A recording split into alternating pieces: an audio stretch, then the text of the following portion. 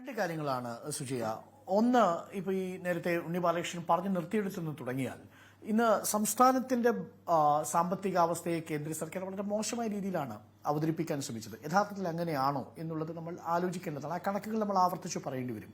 കേരളത്തിനിപ്പോൾ ഔദ്യോഗിക കണക്ക് പ്രകാരം 2.78 lakh crore 2.78 ലക്ഷം കോടിയാണ്. 3 ലക്ഷത്തോളം കോടി രൂപ കേരളത്തിന്റെ പൊതുകടം ഉണ്ട് എന്ന് പറയപ്പെടുന്നു.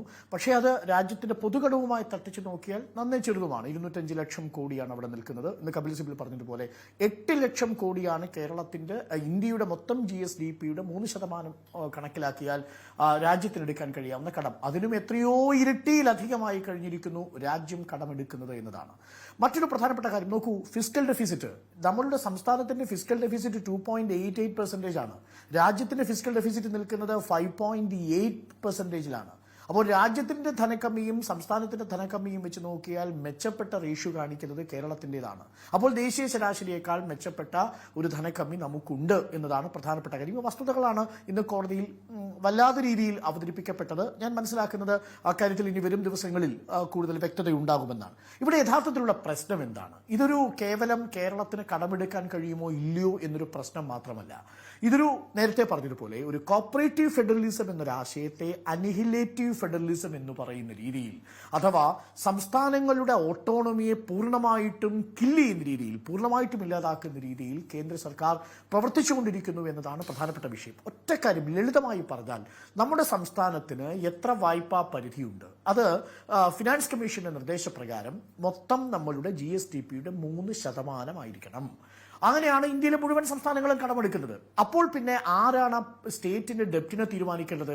സ്റ്റേറ്റിന്റെ ഡെപ്റ്റിനെ തീരുമാനിക്കാനുള്ള അധികാരം ഇന്ത്യൻ ഭരണഘടനയിൽ ആർട്ടിക്കിൾ 246 പ്രകാരം 7th ഷെഡ്യൂൾ പ്രകാരം സ്റ്റേറ്റ് ലിസ്റ്റിൽ ഉൾപ്പെട്ട വിഷയമാണ്. അവിടെയാണ് സ്റ്റേറ്റിന്റെ എത്രയാണ് കടം എന്നുള്ളതിനെ തീരുമാനിക്കുന്നത്.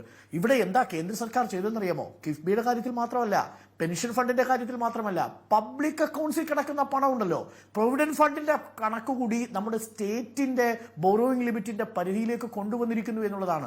വളരെ കൃത്യമായി അത് സ്റ്റേറ്റിന്റെ ഒരു ഫിനാൻഷ്യൽ ഓട്ടോണമി ബാധിക്കുന്ന വിഷയമാണ്. ഇതിന് പാർലമെന്റിന് ആരാണ് അധികാരം കൊടുത്തത്?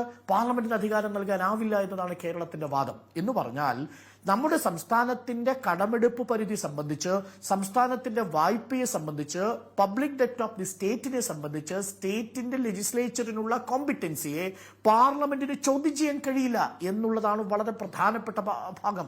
അതുകൊണ്ടാണ് നേരത്തെ ഞാൻ പറഞ്ഞ fiscal responsibility and budget management act FRBM ആക്ടിലെ ഭേദഗതി ഭരണഘടനാ ലംഘനമാണ് എന്ന് കോടതിയിൽ വാദിക്കുന്നത്.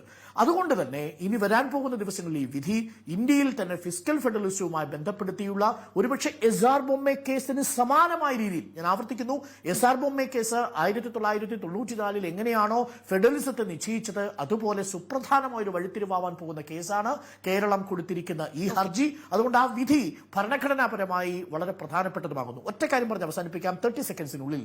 പക്ഷേ ഇതുകൊണ്ടൊന്നും കേരളത്തിന് സാമ്പത്തിക പ്രതിസന്ധി അവസാനിക്കാൻ പോകുന്നില്ല.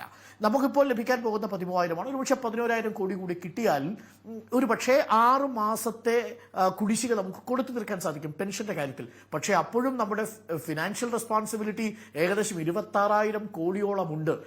കുടിശ്ശികയടക്കം, ആരോഗ്യ ഇൻഷുറൻസ് അടക്കം വിവിധ മേഖലകളിലായിട്ടുള്ള കുടിശ്ശിക സംസ്ഥാനത്തിൽ കൊടുത്തു തീർക്കാനുണ്ട്. അതിന് 26,000 കോടി രൂപയോളം വേണം. പക്ഷേ ഇപ്പോൾ ഞാൻ മനസ്സിലാക്കുന്നത് കേന്ദ്രം വഴങ്ങും. സുപ്രീം കോടതിയിൽ നിന്നൊരു ഉത്തരവുണ്ടാവും. ഒരുപക്ഷെ 24,000 കോടിയിലേക്ക് 13,000 എന്നുള്ളതിൽ 11,000 കോടി കൂടെ കൂട്ടി 24,000 കോടിയുടെ വായ്പാ പരിധി കേരളത്തിന് അനുവദിക്കുമെന്നുള്ളതാണ്. ഒരു കാര്യം ഉറപ്പാണ്, ഇതിൽ കേരളം പറഞ്ഞുകൊണ്ടിരുന്നത് ശരിയാണ് എന്ന് തെളിഞ്ഞിരിക്കുന്നുവെന്ന് കേരളത്തിന് ഇപ്പോൾ പറയാം.